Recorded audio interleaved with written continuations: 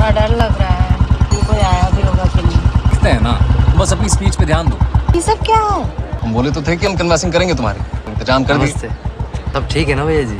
बढ़िया किए हो, पसंद आया मैडम। चलिए हम लोग तो अपना काम कर दिए, तुम अपना करो।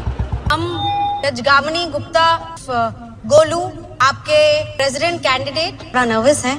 कोई कारण नहीं है कि आप हमें ट्रस्ट करें, फिर कोई कारण भी नहीं है कि नहीं करें। हमारा कोई भी एक्सपीरियंस नहीं है, लेकिन हम सोचते सही हैं, इसकी हम गारंटी देते हैं। हाँ, बहुत स्पीच चल रही है उधर। कॉलेज लैब क्लासरूम से नहीं बनता है, छात्रों से बनता है, आपसे बनता है, सबसे बनता है। आप हमें वोट देंगे, हम पावर में नहीं आएंगे, हम सिर्फ और सिर्फ मीडियम होंगे।